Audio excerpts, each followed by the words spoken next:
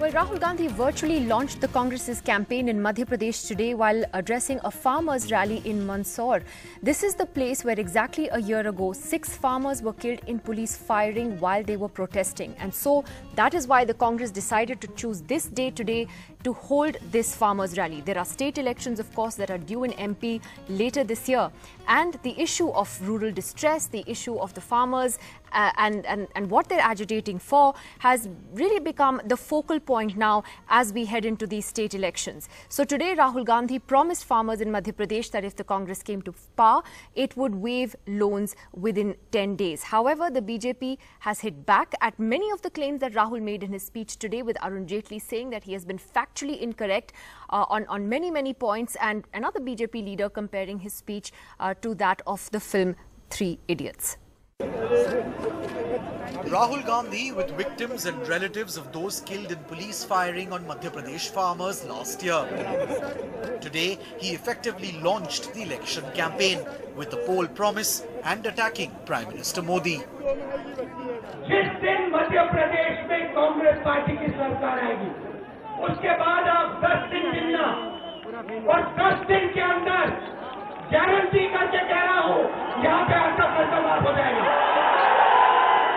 इस भीड़ में कोई एक व्यक्ति है जो कह सकता है, हाँ, मुझे नरेंद्र मोदी जी ने भरोसा दिया।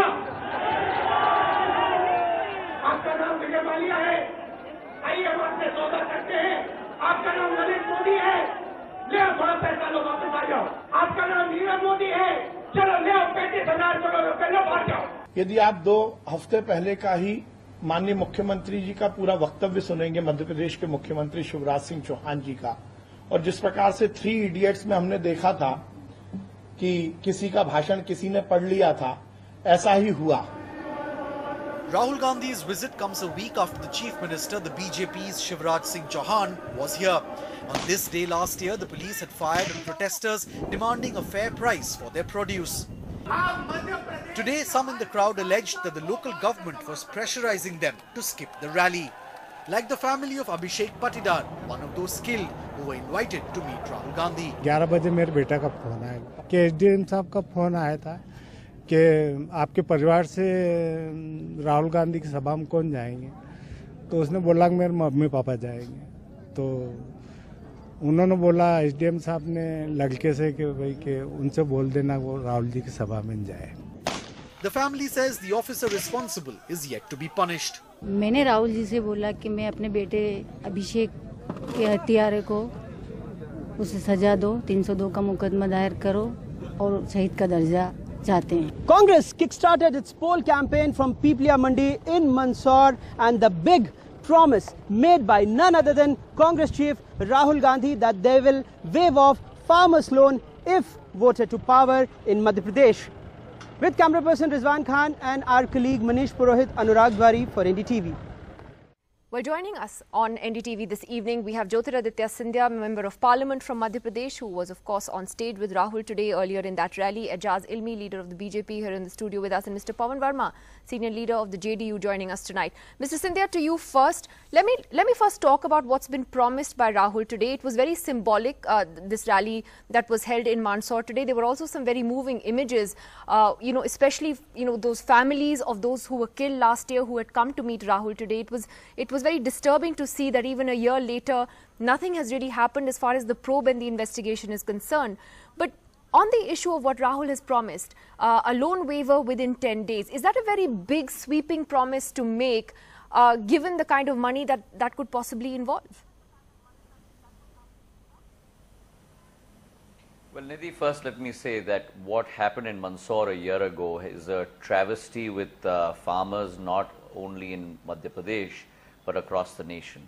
And what is very disturbing to me as a public servant is even 1 year down the road, the commission that was set up to probe as to who within the department was responsible for ordering those firings by the police, who was actually responsible for those incidents, the commission's findings still have not been made public a year down the road, when the commission's committee term has been extended not once, not twice, but 5 times. So those families are still crying out for justice. Point number one. Point number two, at Rahul's rally today, the families were very, very eager to meet with him.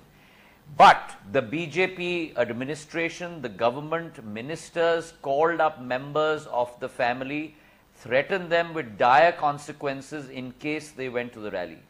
Now this shows to you the samvedanshilta of this government. Finally, to your question that you asked, I think what Rahul Gandhi has promised the farmers of Madhya Pradesh is what they have been rightfully asking for as their due in these difficult times when input prices have been rising exponentially, when MSP has not been raised by this government for 4 years, when farmers are not even getting the low MSPs that they rightfully deserve in Madhya Pradesh, when the farm sector is so squeezed and is so highly indebted. What he has promised is the light at the end of the tunnel, which is a loan waiver for the farmers, cash in the mandis, which after demonetization has completely evaporated from the system, and the farmer is now forced to give commission to the government and to touts in the banks to get his money. Okay. So he has promised banks I just want to pick on a couple of points you for made cash there. to be given, and finally, Yeah. and finally, justice for the farmers and their families. You see, there are a couple of things you said there. I'm going to get into the merits of the farm loan waivers also, and how different political parties are dealing with this, and whether this is a sort of a short-term solution. But you made an important point about the families of the farmers who were killed last year and how they were virtually told not to attend Rahul Gandhi's rally today. In fact, Ejaz Ilmi, that is what our report shows, and that of the Indian Express and other media organizations shows, that the relatives and the families of those are claiming that they were threatened by the subdivisional magistrate, saying don't attend the rally. One of the brothers of one of the farmers who was killed says he was told to submit a bond of 25,000 rupees against attending this rally. I mean, the SDM has not denied this report all day. It's quite a stunning story if it is true. Well, this is what the families are saying. If the story is true as per media reports that you're quoting, then obviously it's a stunning story. And if somebody like the SDM is threatening people who've lost their near dear ones in the unfortunate firing in Mandsaur, the SDM is definitely accountable, and the government should and will take action. Secondly, what my friend Jyotirthi was talking about, I mean, I totally understand that the farmers all over the country, including Madhya Pradesh, are facing distress because of MSP issues, drought issues, because of storms, because of crops being ravaged. It is not something which is just peculiar to the state of Madhya Pradesh. It is happening everywhere, and the government is seized of the situation. Secondly, what has happened in Mandsaur, the death of a single farmer also is very, very tragic. We've seen this repeated also in Madhya Pradesh, where Multai in Betul on Jan 12th in 1998, we saw the unfortunate firing which killed 24 people when Dr. Sunilam was protesting, and there were 66 fake cases foisted, and that gentleman was a Janata Party MLA, and he wrote in Samadhi a very tragic piece that I am facing along with 250 farmers, 66 fake cases. So governments do tend to go overboard. They should be more sensitive, but it's not something that is confined to the BJP alone. We've seen this happening. It is something that has happened earlier, and nobody can justify these things. But there's a reason why the earlier government was voted out and the BJP was voted in. Absolutely, and yes. You guys Absolutely, did make big promises to farmers. And, Absolutely, and yes. Mr. Scindia has a quick response to that. I'll come to Mr. Pawan Verma after that. Go ahead.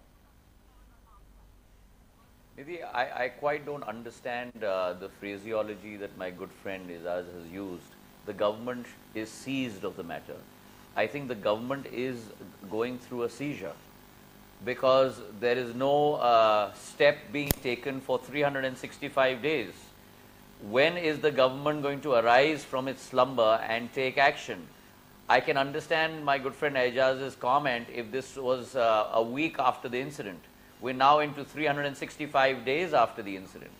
When is the government going to take action against the police officers who fired at these unarmed farmers? And the fact that people are being threatened today, the fact that 17 lakh dandas have been procured by the police of Madhya Pradesh, the fact that farmers today are being asked for a bond. If you ask me honestly, Nidhi, the only person who needs to pay or put up surety in the form of a bond is Mr. Shivraj Singh Chauhan, that he will ensure that in the last 6 months of his tenure, there will be no more blood of the farmers spilt on the soil of Madhya Pradesh. Okay, let me ask Mr. Pawan Verma, as an ally of the BJP and as an ally that doesn't hesitate to speak out on issues that matter, Mr. Verma, do you see the farmer unrest, the rural distress, which is very much there across the country, becoming the key issue as we head into the general election? Is this the one course correction that the centre needs to do urgently? You see, let me say to you, Nidhi, that there is verifiable agrarian distress in the country. And it is not only linked or focused in one state. What happened in Mandsaur a year before is condemnable. To have the police firing on farmers agitating for what they believe is their due, leading to 6 deaths and many more injured, is certainly something which is not the act of a sensitive government, and I think the Madhya Pradesh government and the central government both realize this. Secondly, I think I cannot make sense of a statement as made recently by the Agriculture Minister, Mr. Radha Mohan Singh, who said that this entire farmer protest, and they are on a 10-day strike even now, is a publicity stunt. I think it was an exceptionally insensitive comment to make. Governments know, irrespective of this government or the previous one, that 60% of the workforce in our country is employed in agriculture. Agricultural growth is languishing at levels which just cannot sustain the people who live off agriculture. We have had droughts. In fact, I have been arguing for some time that we need a mission mode to tackle the agricultural crisis, which goes beyond merely an elevatory step like loan waivers. You've got to go into the systemic reasons why agriculture is languishing and why farmers are facing such acute distress. So you believe your ally, the BJP, is insensitive to how it's handling the farmers' agitation? My worry is, and I say this to my good friend Ejaz, that it is not about the fact that there is an agrarian crisis. That I think even they are aware of. It's the response to it which makes us sometimes feel that the government can show a little more sensitivity rather than merely indulging in rhetoric about achievements of the government. Okay, so now, if Mr. Radha Mohan Singh said it's a publicity stunt. Yeah, because you're not the opposition yet. So, Ejaz, here is your ally who is critical of the government's handling of it. What Pawan is saying is very, very clear. I mean, the first thing is acknowledgement that there is an issue. There is an issue across the country in every state, every agriculture dependent state, which most states are. There is an issue. Whether it's falling produce prices, MSPs which haven't gone up, the viability gap funding. The Madhya Pradesh obviously stood out by the effort that Shivraj Singh Chauhan made, whether it was the Bhavantar Bhugtan Yojana, viability gap funding he tried. Now recently they've waived off the power charges and the surcharges. So the efforts are made. The governments have to work. I mean, I totally understand what Jyotirtha and Pawan is saying. With 60% of people directly or indirectly employed in the agriculture sector, these things can make and break governments. So the governments have to be sensitive, because if you survived and you've been voted again and again for the last 15 years, then you have to understand that this is the central issue which needs to be addressed. Obviously, there will be difficulties. If your own allies think that you guys aren't handling it the right way, or that you're sort of lacking in sensitivity, then perhaps that is something for the BJP to ponder on. But Jyotiraditya Scindia, let me just ask you about what Arun Jaitley has said in his blog. The question that he's raising is whether Rahul Gandhi is making points about the farmers' distress, etc., which is not based on fact. He says, for instance, that Rahul accused the Prime Minister of waiving loans of the 15 top industrialists in the country, and that this is completely false. Let me tell you 2 or 3 points. That loans are not available to Kisans but only to industrialists. Again, he says, that's completely and factually false. On those 2 points alone, what would you say to Mr. Jaitley today? Well, I would say this to the government, that NPAs under your tenure have grown from 3.5 lakh crore to over 10 lakh crores as we stand today. You have put in place a system wherein companies can go bankrupt and wipe off the liabilities of these companies, of loans given from banks. But you cannot waive farmer loans. When the Prime Minister Narendra Modi was asked about farmer loan waiver by Mr. Rahul Gandhi, he remained susceptibly silent for over 20 seconds. I was present in that meeting. He did not say a single word. The governments of Karnataka and Punjab can do farm loan waiver. The UPA government did a 72,000 crore farm loan waiver when farmers had not even asked for it, because we knew what farmers were going through. And today farmers across the country, from Tamil Nadu to Maharashtra to Madhya Pradesh to Gujarat to UP, are all lining up at the doors of this government asking for some succor, either a farm loan waiver or increase in MSP. And let me tell you, Nidhi, my constituency is a rural constituency as well. Farmers do not even get the MSP price today in the mandis. Lasan is selling at less than 1 rupee a kilo. Pyaj at 50 paise a kilo. Chana is selling at 3,000 rupees a quintal, all of which prices were 5x or 3x in the UPA era. So the farmer, please understand, is squeezed at the selling price end. The farmer is squeezed in the input price end when petrol and diesel prices have gone up by 35%, when oil prices have fallen by 30%.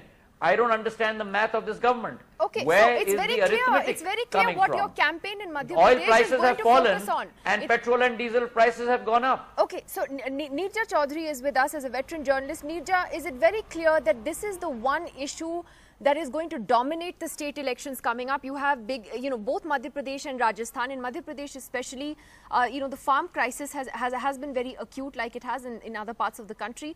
Is this going to be, the one key issue? I think it seems to me that the Congress is now getting its narrative right, because farmers' distress is a very emotive issue. We've seen it in successive state elections, and it's obviously going to be an issue in Madhya Pradesh and Rajasthan, and also in the general elections.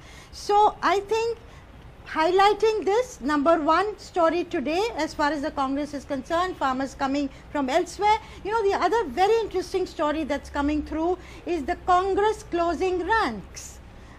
You have Ashok Gehlot, Sachin Pilot together, you have Digvijay Singh, Kamal Nath, Jyotiraditya Scindia together, talking of the same thing. We wondered whether factionalism is going to be the undoing of the Congress in the state assembly elections that are due year-end, even though the climate seems to be going in their favor and there are 15-year-old incumbency in two of these states.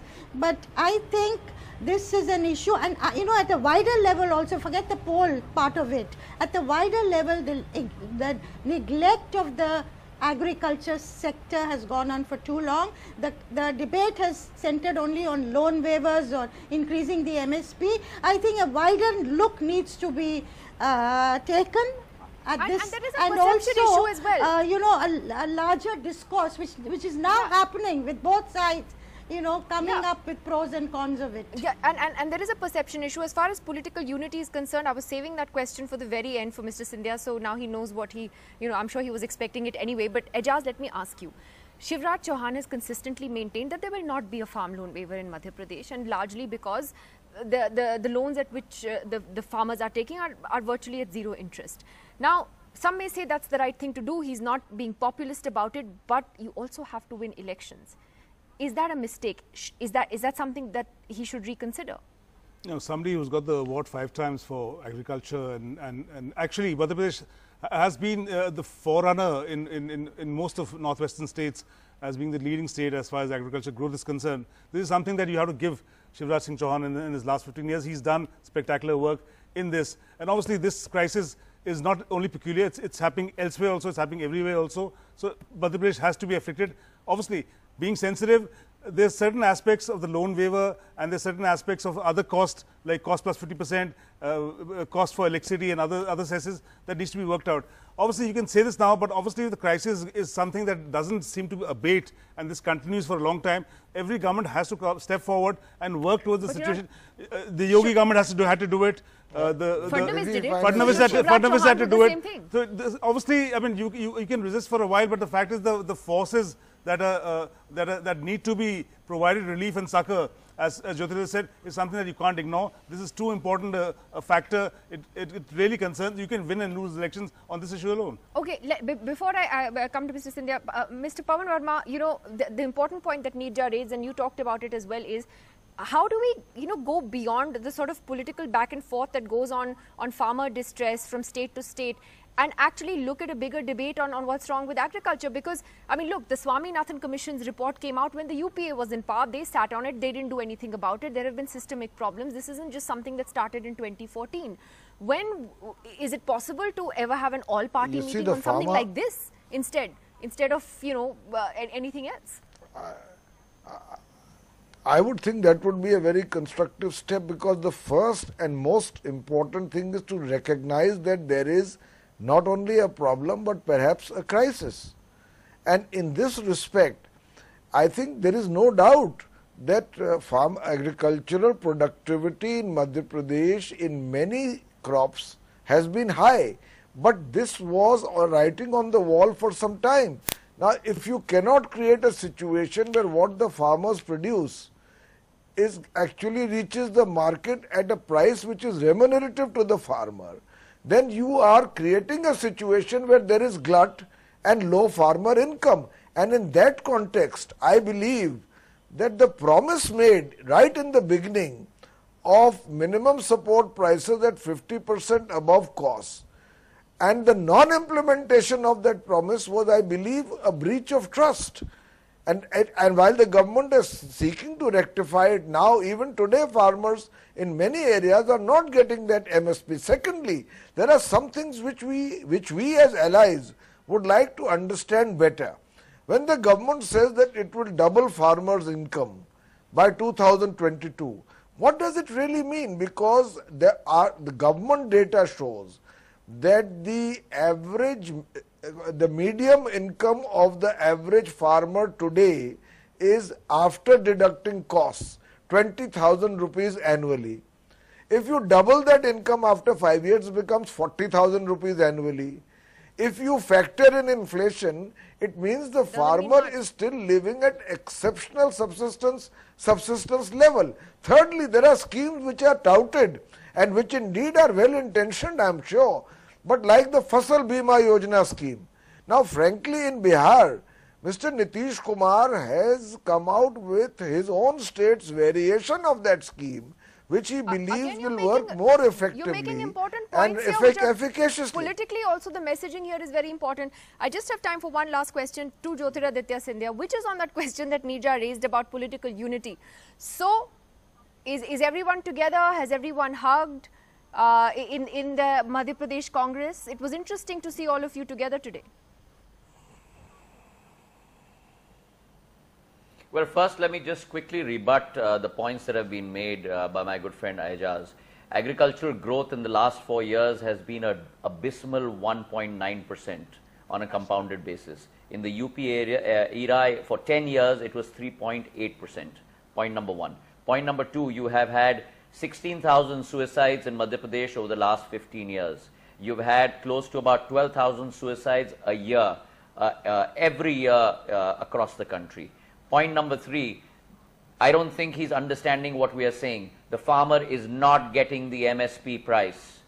And finally, what's really important is if you look at the increase in MSP in the UPA 10 years versus the NDA, we increased MSP by close to about 12% per annum across multiple crops. And the NDA has increased it at an abysmal 2.5%. So Madhya Pradesh getting the Krishi Kraman Award counts for nothing, because that is on total production, which includes opening up the floodgates for Rajasthan output to come in and for UP output to come in. Political unity in the Congress. It is about giving the farmer the right price. Political unity in the Congress today is a question, or rather disunity in the Congress today is a question whose time has come and gone. We are all together on the same stage, on the same path. All three of us, Mr. Digvijay Singh, Mr. Kamal Nath and myself, are in constant touch. We have been doing so for the last year and a half, and we are working on this campaign together. Please understand, Nidhi, this is not a fight about the BJP. This is not a fight about the Congress. It is about the fight about the future of the Madhya Pradesh people, 7.5 crore people. I am completely out of time. Thank you to the people's side, yes. Well, of course, the people do have to decide. Thank you to all of you for joining us on the program this evening. We'll take a break. We'll be back with more on the other side. Thank you.